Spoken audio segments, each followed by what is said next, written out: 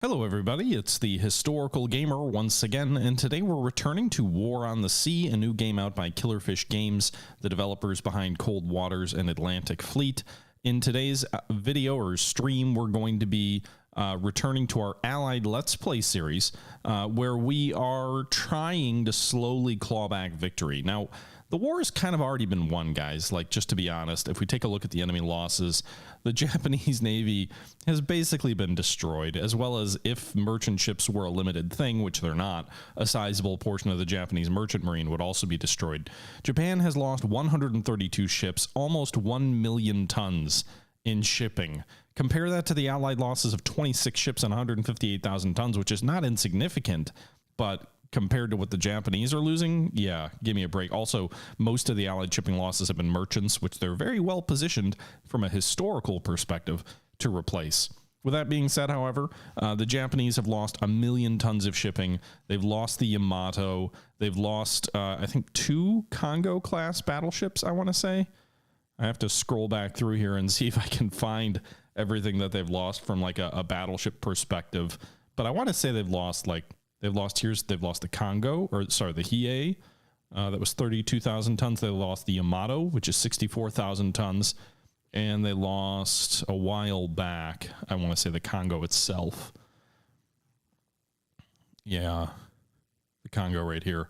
So they've lost 3 battleships, all of their heavy cruisers, and the war's not going well for them. Actually, 4 battleships. They've lost the Kirishima as well.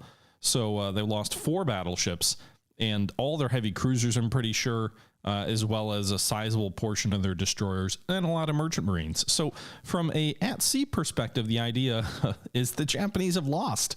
I mean, in reality, the Japanese have lost the war. With that being said, they do have some pretty sizable holdings on the land. They have Port Moresby in their control. They've taken that from us. They have seriously pressed Milne Bay, although we have about 10,000 soldiers there that are fighting to eject the Japanese troops there. So I think we'll win that eventually. And they've also landed on the Santa Cruz Islands, where they're outnumbering us, but we are at least holding our own, and we likely won't fall there anytime soon.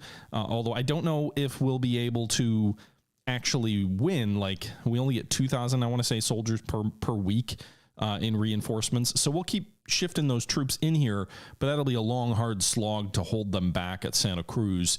Really, my best hope is once Milne Bay falls, then I can transfer some of those troops to Santa Cruz to try and quickly overwhelm the enemy. But the land combat goes so slowly in this game, that may not be viable.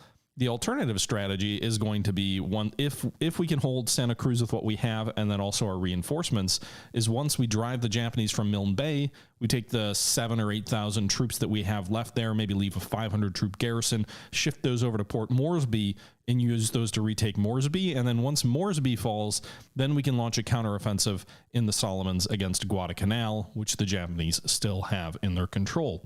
The one thing we do have going for us there is the fact that the Japanese airfield has been completely cratered, and as a result of Japan having absolutely no airfields on Guadalcanal, Florida Islands, Melilla, and the closest airfields they actually have are way out here. I want to say actually all the way out toward Buka. Apparently Shortland is no airfield either. All the way out toward Buka, they have no ability to project any air power south of kind of Santa Isabel, where their dive bomber range is sort of maxed out. So without that range, we can kind of sit in the slot here and just wipe out Japanese resupply convoys, which we've been doing. We pulled our battleships back in Task Force 14. They've rearmed. The one bad thing is the North Carolina and the Washington have both taken torpedoes, and so they have a fair amount of damage. But just in the interest of speed, I've decided rather than return them to New Hebrides, they've rearmed and rearmed at Rennell Island that I've built up into a level 3 port. So that means that my ships can all rearm at a forward base at Rennell rather than having to go all the way back to New Hebrides, which will rapidly speed up our ability to maintain a consistent presence in the slot. But what that means is that I'm going to go ahead and send these battleships that are a little bit shot up to Port Moresby, where they can hopefully flatten the airfield and port to nothing. So then the Japanese have no choice but to send in shipping convoys, which I will block with my cruiser task force here if they try and do that. So that's the situation we find ourselves in right now on September 29th, 1942, about a month and a half into the campaign game. And we still have quite a few command points to buy more ships if we want to do that. Although I'm not sure what I would really do with more ships at the moment. So I guess I could throw more like surface action groups out there. Maybe keep one near Santa Cruz to prevent any reinforcements from sliding through. That seems like actually a good idea. So let's do that. Let's go ahead and form a new task force.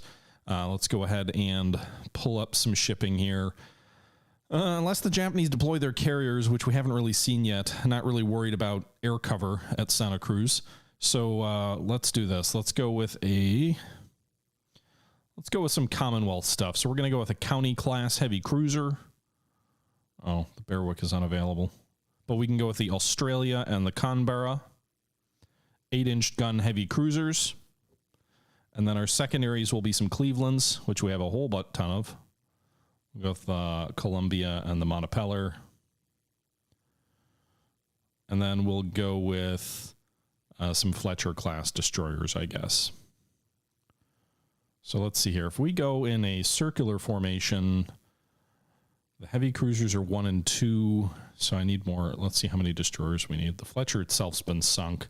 The La Valletta is under repair. A bunch of ships are already on the map.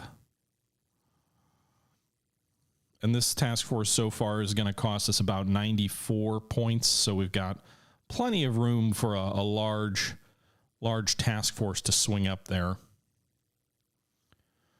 By the way, guys, let me know how the stream looks. This is my first stream with my new CPU. So I'm not sure I've actually even double checked all the stream settings. So I hope it looks decent and not pixelated or anything like that. All right, so we should have, I think, I wish I could have like 2 columns inside this circle. It's like, where do the light cruisers go? In a 7-ship formation, there's no room for them. But a bigger formation just seems like overkill and a waste of points.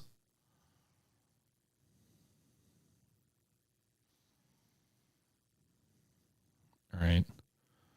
So if I do 10 ships, I mean, there's no reason to do 10 ships, but I've got the points. So if I do 10 ships, then I think what I want is I want my heavy cruiser. No, I don't need that. I just need 2, and let's drop one of the destroyers. Okay, so I can put destroyers at 1, 3, 4, 6, and 7. So 1, 3,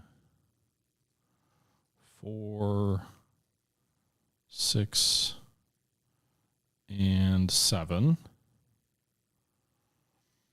And then that puts our heavy ships should be at, I think, 5 and 8, I guess. So 5 should be the Australia, and 8 should be the Canberra. 5 and 8. 2 can be the Columbia, which is a light cruiser here just behind the destroyer lead. And then 9 can be the other Cleveland class. So we've got sort of flank AA fire support and then lead AA fire support here. So I think that's good.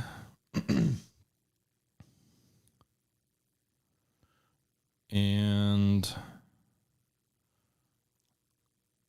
yeah. All right. So we're going to send these guys. Did I not actually form that task force? God damn it. I didn't hit the form task force. I get to do that all again. Sorry, guys. Amateur hour over here.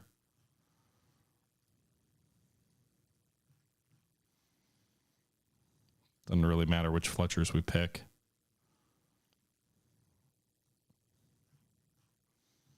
Go back to the county class.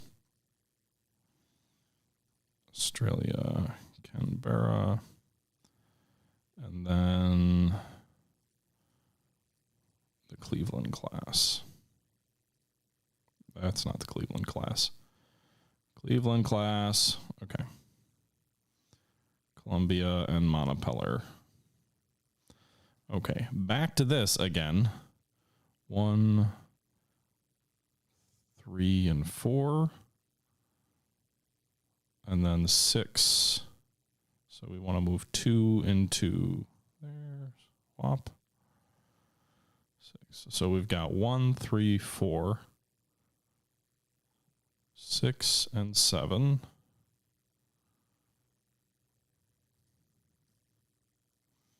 And then we've got 5 and 8. 5 and 8. We've got 2 and 9, and that should be good. Okay, so the new task force is Montpelier. Oh, I don't know why I was thinking it was Montpelier. Whatever.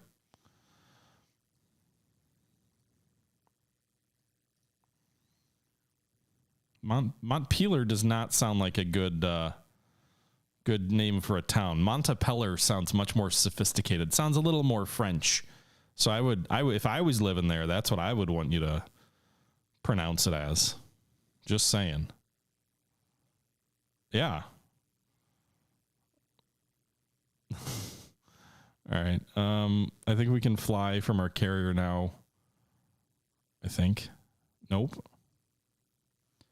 So I guess we'll just speed things up. Philadelphia, ready to launch aircraft. Okay. I thought I ordered everybody. Oh, they should all be out now, right? Yeah, okay. All right, so our scouts are going out for the morning.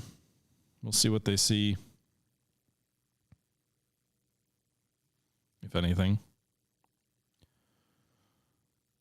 So far, nothing. Oh, there we go. 2 enemy destroyers. Really? Is that what we're going to be forced to fight? All right. We'll let them come toward us. You got to give me a better target than that, right?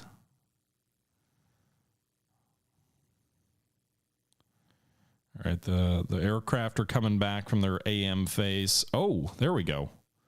2 destroyers, 3 oilers, 3 merchants.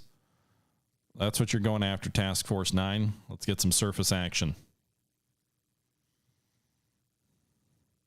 The campaign has changed a lot, Lake, since when the game first came out. And yet... Oh, do they just keep flying? That's kind of cool. I didn't realize they just keep flying. Like they auto-replenish their patrol routes? Oh, I forgot. These guys are in circle formation. Yep, because that's smart, I guess. I've got my destroyers in this task force on the flank. I have them in circle probably to be well positioned to deal with enemy anti-aircraft fire, and yet they're not really in the circle formation I would establish. All right, so we've spotted a bunch of ships. Kingfisher reports context. The problem is by forcing me into this battle, I didn't have an option not to go, by the way. These guys are going to be so far out. Like if I target these guys, they're at 33,000 yards. I don't want to wait for like 40 minutes while we close on them. So let's retreat. And then we'll just close on the tactical. We'll close on the strategic map till we're a little bit closer. But we can take a look at this task force, this slow-moving resupply task force. These Japanese sailors must know they're sailing to their doom after the last 3 or 4 convoys have been wiped out. No battleships in this task force this time for us, though. HJ, this is War on the Sea, a new game out by Killerfish.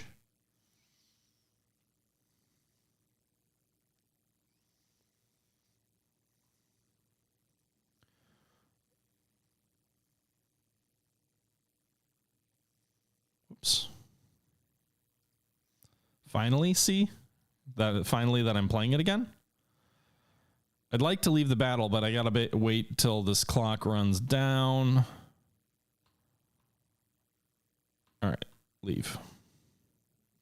So then I'm gonna have to wait like an hour for the cooldown to go away, which means we're gonna be in like point blank range when we can't engage these guys.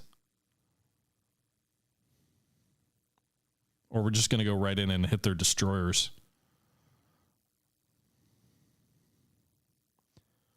And I'm going to manually turn the radars on because I don't trust the on-off button for radars because it never seems to reflect what I feel like it tells me it's doing.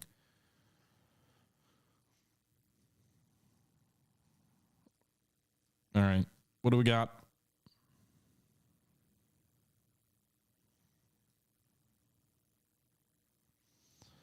What's the range on those guys? 18,000 yards. That's at least manageable. All right. What are these ships? We've got triple turreted torpedo tubes. So let's actually select the Pensacola first. Are they retreating?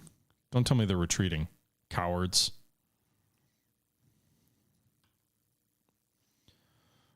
Give me a recognition manual on this bad boy. Let's switch to destroyers.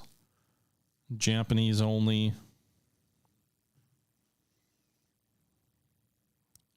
It's not an Akuzi. It's not a Yagumo. It's not a Kegaro.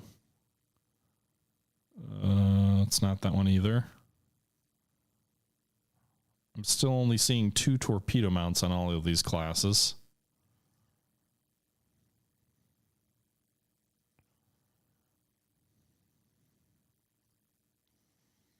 Could be this one. 2 in the rear, 1 in the front. 2 stacks, smaller up front, middle size in the middle. And then we've got whatever the hell this tiny ass thing is. Let's go with the let's have the Salt Lake City identify her.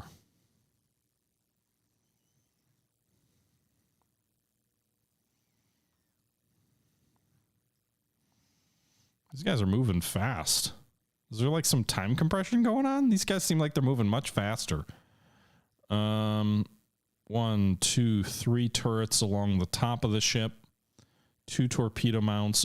1-4 of the 1-4 of the mat. Yeah, I think this is a Momi.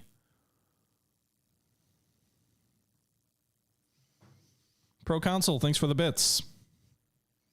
Oh, thanks for the call out on the in-game sound. I turned off I turned on my USB mix minus on my board. You should hear the gameplay audio now. Oh shit. Should come through my mic. All right. You should hear the gameplay audio now. You guys good now?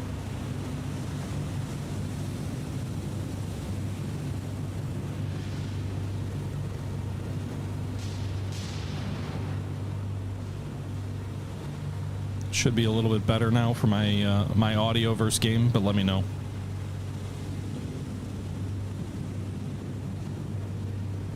That's the one nice thing I will say about buying this Rodecaster Pro is I've just got little knobs and dials on my desktop that I can just like, or not my desktop, but like literally on my desk that I can just swing up and down to adjust volume as needed. All right, so what's our fire control solution on this guy? 80%. What's the range? 14,000. I feel like we're going to waste a lot of ammo at this range.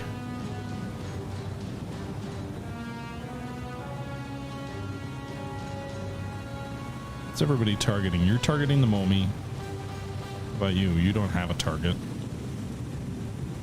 14,000.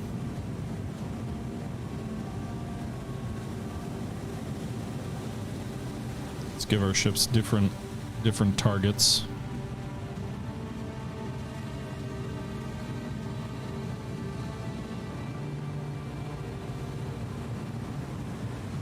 We are moving in front of them, so we're basically going to cross their T. I think everybody has a target. No, target yet.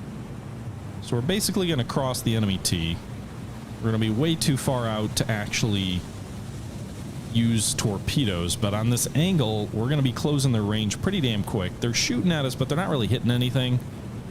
And so I think what we're going to do is we're going to give it a little bit more. I want to try and get down to like 11,000 yards before we open fire. Yeah, these Japanese are just slightly outgunned, but the Japanese have no more heavy cruisers. So this is what they got.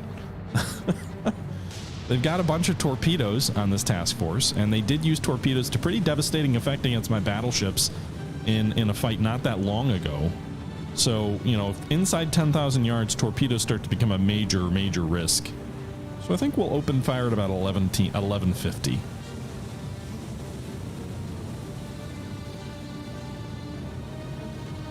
They just order the attack. Will they automatically all start shooting? Or is it just this one ship? I wish they would all just start shooting. What if I order it like this? Yeah, that's good. All right. Well, we're in action, boys. We're in action. Gotta love these, like, 5 triple-turreted 6-inchers. Are we firing our secondaries also? We are. Good, boys, good. Let's see what that volume of fire looks like. Whew. Nice little big boom right there as we zoom in here. Quite a few shell splashes all around. And my new processor can actually handle it. Last time we had 10 ships all loosing everything. The whole thing turned down to a stuttering mess. And not so much this time. Oh boy, it's raining. It's raining shell fire. That's a lot of shell splashes. Oh my god. You think the guys on the bridge are a little bit wet?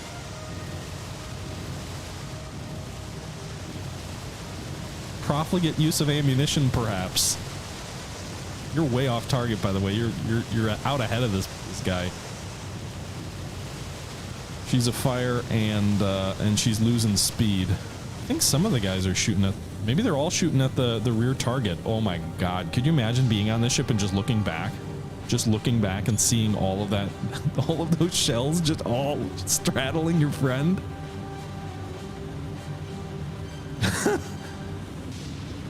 You can't even see the ship. We sank it. All right, everybody. Let's turn this last enemy ship into mincemeat as well.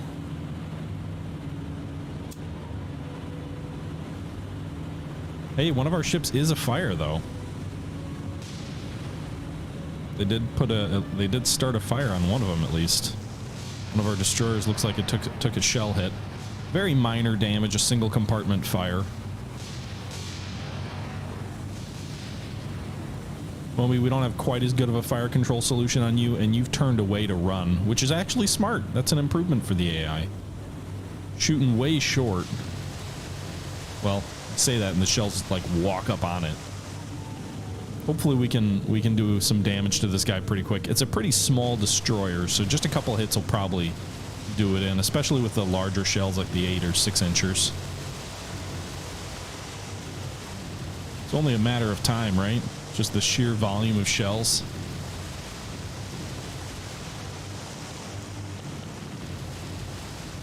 There you go. Nice big explosion there in the rear of the ship. Perhaps it even hit the engine compartment. Another hit there, another hit, more hits, multiple hits. We found the range. The shell splash is taller than the ship itself. Fire spreading out behind the bridge. This could be like a movie. Just watching the little destroyer that could. Shells everywhere. Local fish population is going down, maybe. Whew. I don't think like any of the shells are hitting right now. I could be wrong. A few of those look like they were pretty much online. This is absurd.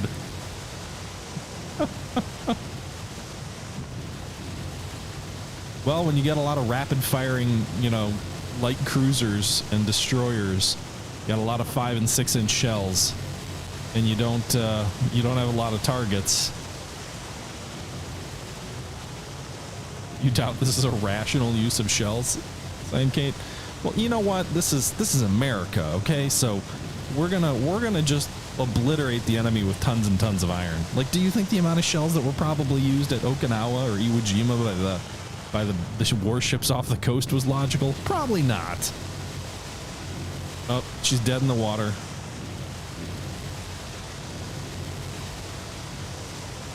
You know, Lake, I think your spotting becomes look for the shells and fire there. Fire where you see the shell splashes. Don't aim for the ship, because the ship you won't be able to see.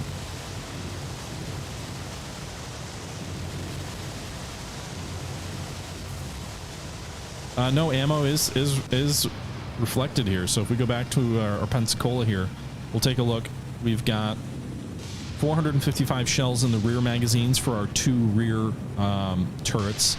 We've got 445 AP shells in the forward magazines. We also have 200 high explosive shells. The main guns don't appear to have any star shells. The secondary turrets have 446 AP and 160 HE with 80 star shells on each side of the ship. So ammunition capacity is reflected in the game. And there you go. The enemy ship was sunk. Our ammunition situation is still pretty damn strong. No real risk there of running low or anything like that. The Brooklyns still have over 1,200 shells on their forward guns, and over 500 shells in their secondaries. So we did waste a lot of ammo, but we won the battle. So there you go. We sank both Japanese destroyers here. We just got to figure out where these enemy merchant ships are. I think the destroyers were in front of them, so we'll have our surface task force double back here. I could have our Task Force 8 Hornet launch some airstrikes, but I think we'll deal with this enemy task force entirely with our surface action group. And again, I just jumped in with another circular formation situation. I mean, I guess it could be worse. The cruisers are in the middle line here. The destroyers are on the flanks, but they're also like 3 destroyers on the rear, which doesn't make a lot of sense. Normally, you really have to worry about subs. There's a lot of subs in this game, but we've already, by this point in time, sunk, I believe, the entire Japanese submarine force. They might have 2 left.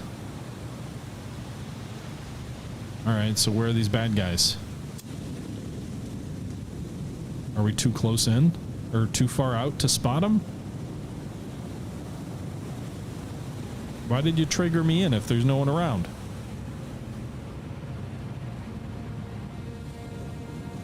Task force turning to follow the lead. That was target practice. Yeah, that would be like, you know, the quote from Fredericksburg by Lee. Or not, no, it wasn't Lee. Well, I guess that would be applicable. It's while the war's so terrible, else we should become too fond of it. But I was thinking more of, what was it? There was a quote, I think, just from like an ordinary soldier in one of the battles. I can't remember if he was Union or Confederate, and he was just basically like, it wasn't war, it was murder. All right, so the enemy task force is here. So there you go. They are how far off? We obviously have a speed advantage. We're not even at flank. We're going about 24 knots. Oh, we lost sight of them. Well, I can still see them. Keep sailing, boys. Oh, they know they're screwed. They spotted us. They've changed their course. I don't know that that matters. You speed up task force. Make turns for 33 knots. Catch these guys a little faster. Yeah, by this point in the game, the Japanese Navy is mostly escorts. They still have the Musashi left in game. And I want to say one more Congo.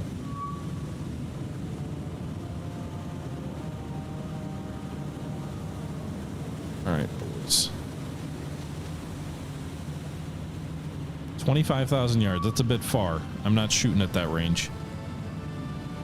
Oh, that's true. Suikaku and Shokaku are both still around, although I don't think the game triggers their arrival until you take Guadalcanal, and then I think the Japanese launch them as a counterattack. The problem is the Japanese Navy is going to be gone by that point because the Japanese made advances in other theaters, and because the Japanese AI gets basically unlimited ground troops, which we do not. They were able to kind of spam invade at like 3 or 4 different locales and get out way ahead of us, so that Guadalcanal has not been my focus. Also, for a while, we had a situation where Guadalcanal was a level 5 airfield, and we couldn't send any ships anywhere near it. We got several convoys wiped out trying to land troops, and so I changed my approach to kind of deal with the threats along the fringe, but the Japanese kept sending warships at me, and I kept destroying them. Are there mods, Lake, for the game? I haven't really seen any mods yet, but I haven't really been looking. I know Cold Waters, obviously another Killerfish game, had tons of mods that people made, but I wasn't sure how this has been modded.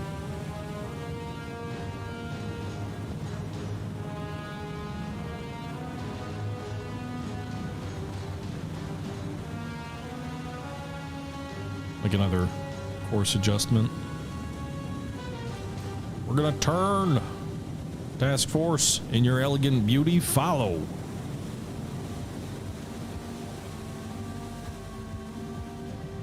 All right, we're inside 20,000 yards in just a moment.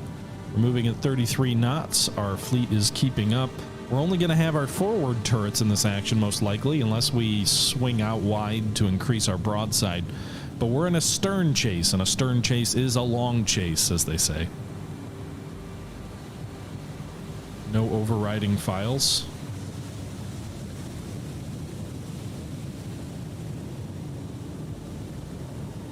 Oh, no, I meant like, are there any well-known Tokyo Express mod?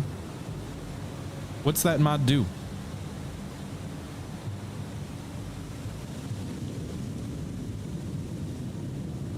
Adds a couple of Australian ports, airfields, among other things.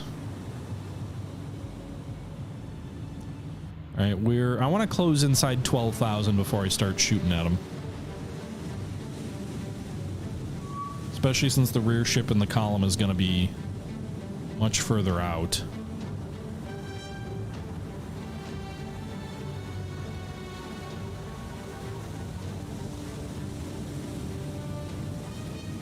Man, if prize money was still a thing, I would order my ships alongside the Japanese merchants, board them and take them, and get my crews their prize money.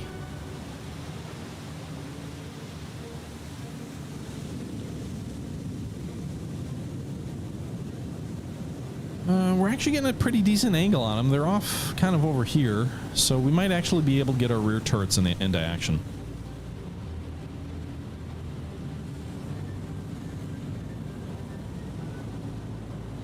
Oh, we can see him now. We've spotted him. The rear ship must be closer than 15,000. You can see him just on the horizon here.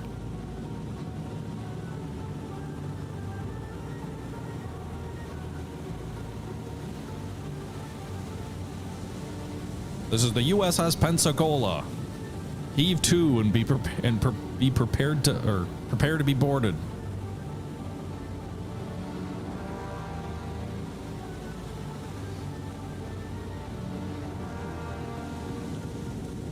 Feels like we could be like Coast Guard cutters, except we've got a big-ass fleet and big guns. Run the poor kids down. Damn right we will. Almost inside 12,000, just about ready to start opening fire. I thought they had some escorts with them. Is it really just the merchants? Looks like it's just the merchies. We got 3 tankers and 3 transports. Well, that's going to make things easier. I thought I was too worried.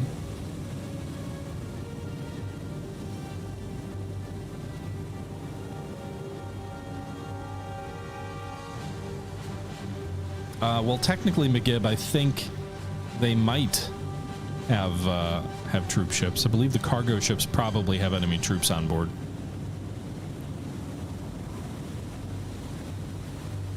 All right, so we're inside 12,000. Let's do this. Slow things down. We'll have Pensacola, Stevens, Stanley, and Pringle. Open fire there. And we'll have the Salt Lake City, Hutchins, and Hudson. Open fire on target 4. And then we'll have the Philadelphia, Savannah, and Nashville. Open fire on target 8 at the rear of the column. And the entire task force should be engaging now.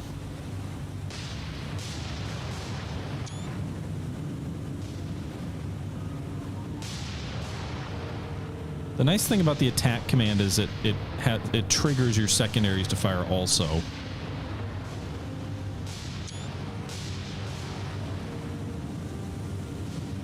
Honestly, the Brooklyn's kind of ugly. This is the Brooklyn class, right? Philadelphia. I'm not a big fan of that. The bridge looks really ugly. I like the tall tripod mast of the Pensacola, Salt Lake City, U.S. heavy cruisers a bit more.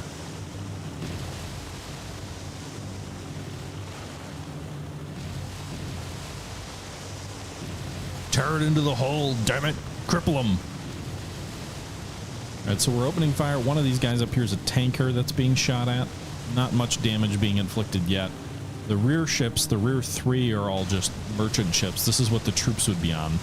But the fuel on board the on board the tankers is what they need, is one of the main components they need to build the airfield up.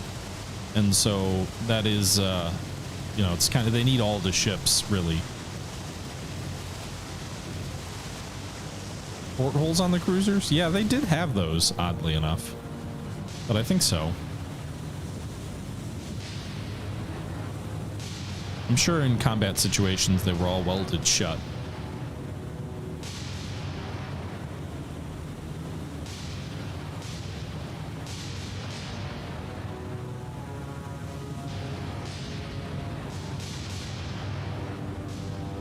All right, boys, they're burning. Let's take a look from the binoculars. There we go. They're on fire. There's splashes all around them.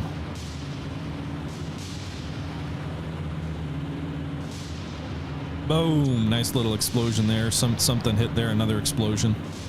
We'll go take a closer look at her. Well, I think she's done. I don't know who's shooting at her, though. I don't know which three ships are. So this guy's burning and listing heavily. This oiler is on fire and lower in the water, I think, but still making way. And this guy's still making way, but the rear of this ship is really low in the water, so she's probably going to go down.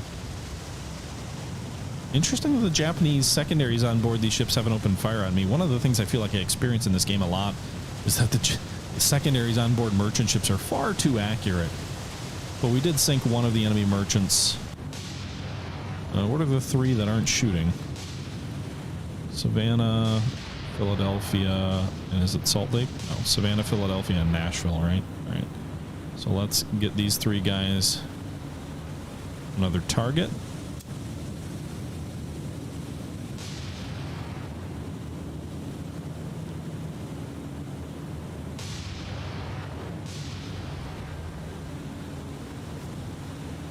I love watching ships in like a line formation fighting in this game. All right, so another enemy ship just went down. It's gonna be the Salt Lake, Hudson, and Hutchinson, I think.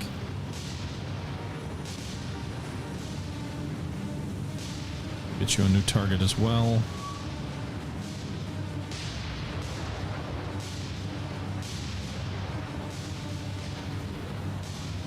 Keep firing, boys. Keep up your fire. Keep up your fire. Pour it into them, boys. Wrong situation, I know. Ooh, that oiler is not looking good. On fire from stem to stern. That's not a good recipe.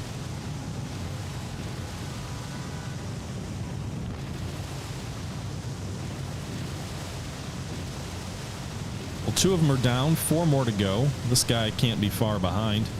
Meanwhile, we're also just shredding this guy. Shells left, shells to the left of them, shells to the right of them.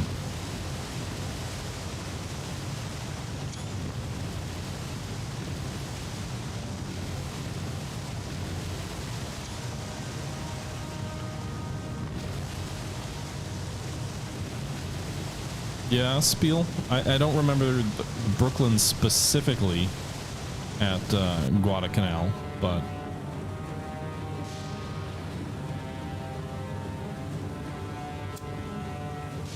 Neptune's Inferno, I think, is still one of the best books that I haven't read a ton of books on the Guadalcanal campaign, but that book's descriptions are vivid as hell.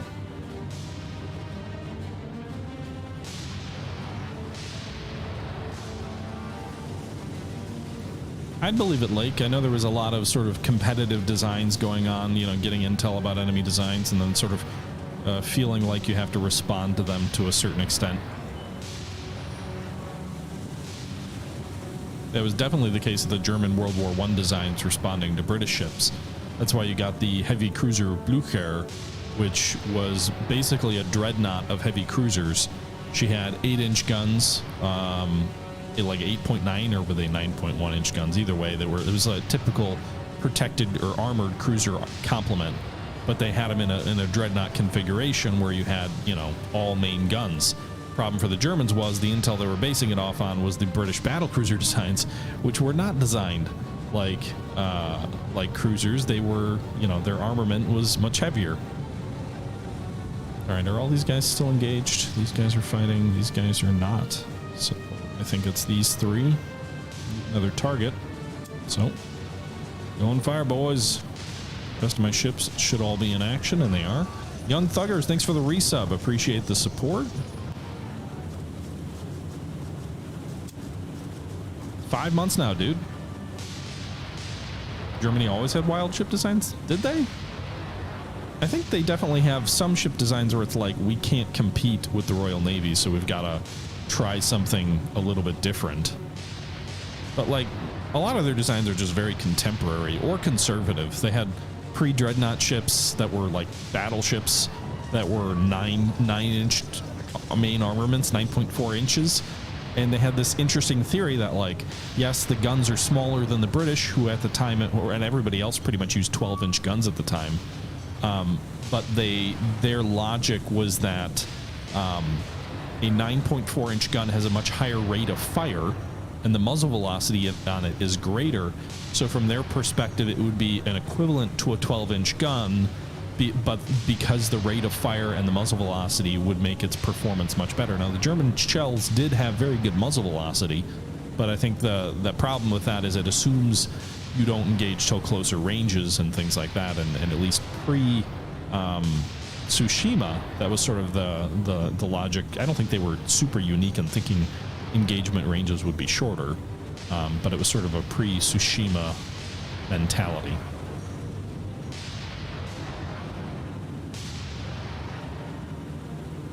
Okay, so just 2 enemy ships left. They're getting straddled pretty good. The lead one is a oiler here. She's under fire from, I think, maybe 6 ships. The rear one here's taking some damage. It seems like the oilers are more difficult to hit. I don't know if there's like an actual, you know, silhouette of the ship that changes ship to ship or what, but meanwhile, we're continuing to pour it into them. What's our ammunition complement here?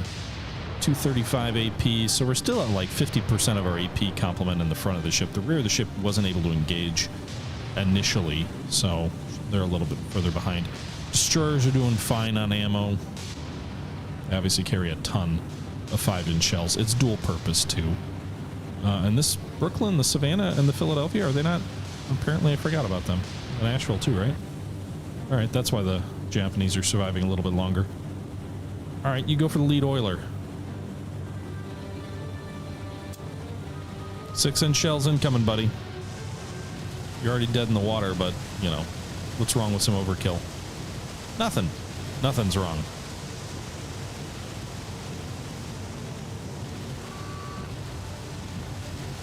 Rear enemy cargo ships going down. It's just this one oiler left. I don't think we need to order the Pensacola to fire on her. She was finishing off this rear cargo ship. I imagine the Brooklyn class will do their duty.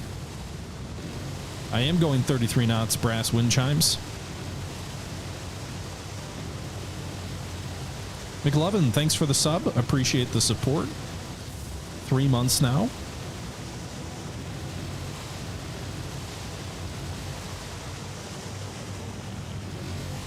Dead in the water, on fire, shells raining down everywhere. I get a hunch that we overkill these enemy ships so badly that no one has any chance to survive. Like, if you were on any of these ships, if you went overboard, you'd get killed by all the near misses. And if you stay on the ship, you're just going to get obliterated. Like, every one of these is going down with all hands. Now take your Japanese fleet and increase it to a rolling boil. Hold it at a rolling boil for 5 minutes while the ships tenderize. Serve to taste. Welcome to the Imperial Japanese Cooking Channel.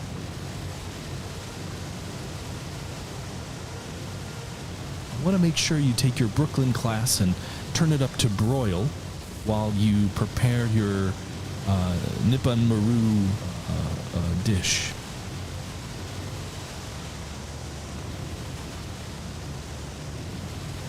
Well, she's rapidly settling. Still doesn't say she's sinking yet.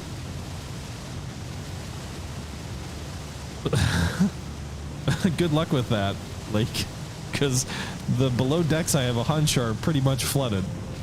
It still hasn't said she's sinking, but the water is over the bridge. Oh, it actually does say she's sinking. Okay, so they all have said they're sinking. We just kept shooting for a while. All right, well,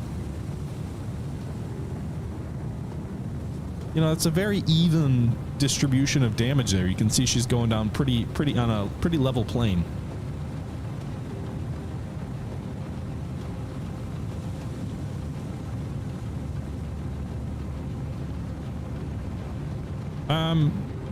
Well, in the German subs anyway, at least had the advantage at different periods in the war where the Allies were trying to capture them in a couple of instances where they wanted to try and get like the Enigma machine and other things like that. So I think the Allies were more willing to like not obliterate a submarine if it was surfacing. I don't know how true that is. That's just my own perception. But usually by the time they'd surface, they were so badly crippled that they were going to sink no matter what. Super Average 214, thank you for the resub. Or converting from a... But with that being said, that's going to do it for episode number 54 of our Let's Play series, playing War on the Sea, the new game out by Killerfish Games, the developers of Cold Waters and Atlantic Fleet. I hope you guys enjoyed this episode. I'm not sure if the next one will be our last. We streamed for about 2 hours in this particular stream, but... honestly, guys, it's kind of, and maybe you feel this, it's kind of getting to the point where it's just rinse and repeat, destroy enemy convoys however we feel like doing it.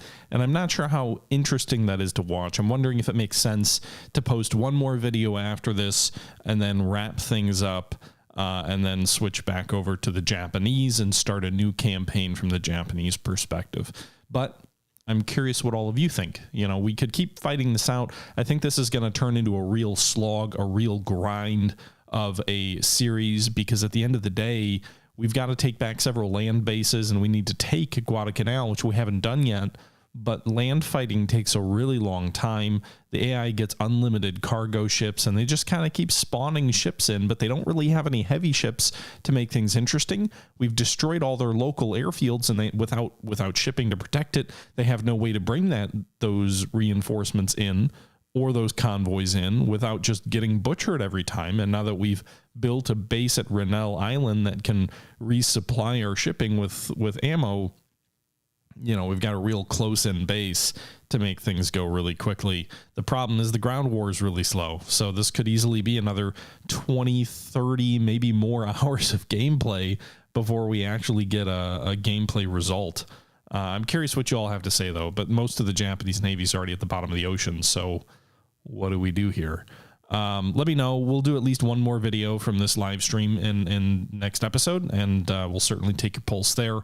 But I'm curious what all of you have to say about that. Anyway, guys, hope you enjoyed the video. Leave your thoughts down below. And until next time, this is the Historical Gamer, as always, saying thank you for watching. And until next time, I'm out.